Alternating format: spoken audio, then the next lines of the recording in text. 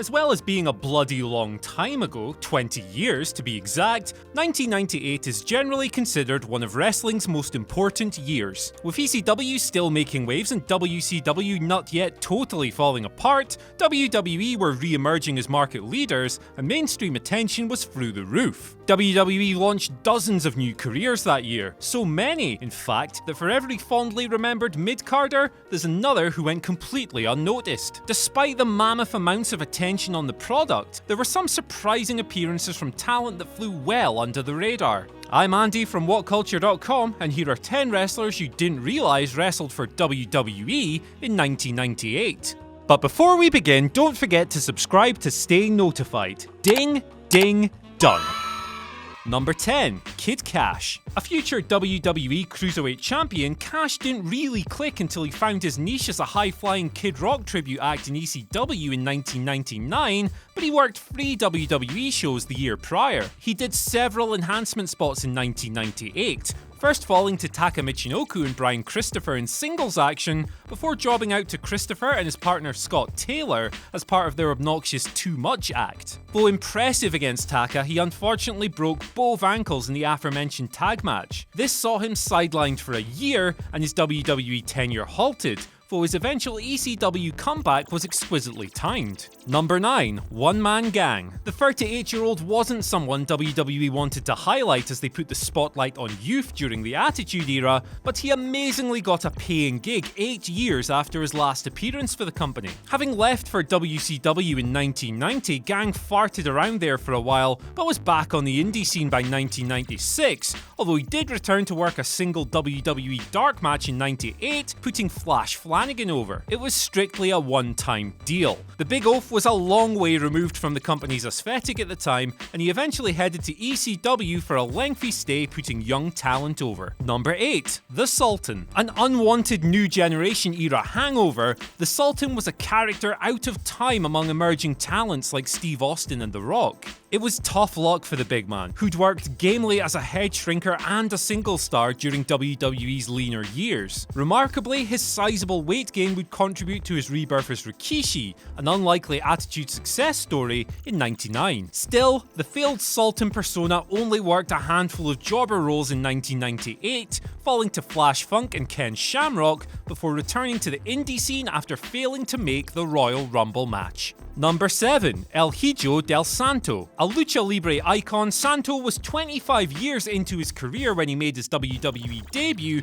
as a headline attraction of the company's experimental Super Astros broadcast. Taped from November 98 until the following June, this was a WWE lucha crossover show screened exclusively on Spanish TV shows, and a response to WCW gobbling up the demographic with guys like Rey Mysterio, but it ultimately failed. Still, Mr. Del Santo was among the weekly highlights, along with rising stars like Papi Chulo, best known as Esse Rios, who introduced Lita to WWE audiences, and the similarly iconic Negro Casas. Number 6. The Honky Tonk Man. Though only a decade removed from Honky's legendary defeat to the Ultimate Warrior, the WWE of 1998 was totally unrecognisable from its 80s heyday. The company were rooted to the policy of powering forward, not looking back, so when guys like Honky Tonk Man showed up, they were usually castigated at the expense of the raft of new stars climbing the ranks in the company. This makes Honky's 98 Royal Rumble appearance a surprise, as he actually did pretty well, even outlasting Stone Cold Steve Austin. He was eventually eliminated by Vader in just under 20 minutes and wasn't seen again until the same match in 2001. Number 5. Buddy Landel. A promising talent and draw across the Southern Territories,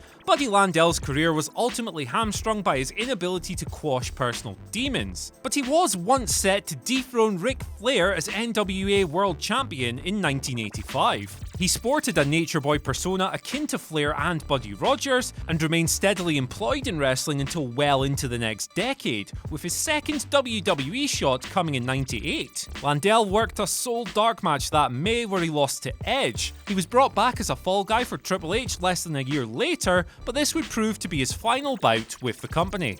Number 4. Steve Corino. A stalwart of the Northeast Indie scene, future ECW champion Steve Corino first entered WWE's Rolodex in '96 and was an enhancement talent for 2 years until December '98. The king of old school's most consistent jobbing spree came that summer, when he worked a bunch of C-show matches against the New Midnight Express, Kai and Tai, the Oddities, and fellow ECW alumni Julio De Niro. Unrecognisable as a skinny, clean-shaven youngster, Corino had at least mastered a technical style that made him look believable against WWE's lower card acts. Still, the dissonance between his rookie persona and the edgy loudmouth he'd eventually become in ECW is a testament to Heyman's unique eye for a talent's true strengths. Number 3. Ray Rougeau. After retiring from full-time competition in 1990, Big Ray worked mostly as a broadcaster outside of a couple of novelty bouts against the Brooklyn Brawler and Owen Hart, but returned for a dark match in 1998. Competing alongside the Quebecers, Rougeau faced the makeshift trio of Adam Edge Copeland, Sean Stasiak and Tom Brandi, and scored the victory at 2 post-WrestleMania 14 TV tapings. The Quebecers soon left WWE themselves. Ray would go on to work occasional tag matches with his brother Jacques after that, but eventually retired for good in 2003. Number 2. Christopher Daniels. Long before he was a fallen angel just about everywhere but WWE, Christopher Daniels was a dynamic rising star. He worked several dates for the company in 1998, proving himself a reliable hand in light heavyweight and tag bouts, which allowed him to hold down regular enhancement work for WWE and WCW until making his Ring of Honor breakthrough in 2002. Daniels looked at the lights on numerous house shows and impressed enough that he became a jobbing regular in an era where the role was becoming passé. His hybrid style meshed well with numerous performers, and Daniels earned himself TV exposure on the C shows before parlaying this coverage into some productive work in ECW and Japan. Number 1. Molly Holly. Months after a WCW tryout match in early 1998 and her arrival proper as Miss Madness in 1999, the future Holly cousin impressed in 2 short televised bouts with WWE Women's Champion Jacqueline. She was already a polished performer ready for the spotlight and was made to look on an even keel with the hard-hitting Jackie before inevitably falling to her DDT finisher on both occasions. This foreshadowed the credibility she'd bring to the stuttering women's division in later years. Her repackaging as the gown-clad Mona in WCW less than a year later was a reward for her gifted ability, and she was a beneficial pickup for WWE in 2000, having been released from WCW as part of the imploding company's cost-cutting measures. Hey guys, thanks for watching the video. Don't forget to subscribe below, and if you're looking for more content like this, then try a few things that are floating about around my ears. It might be fun. I can't promise it though, but it might be.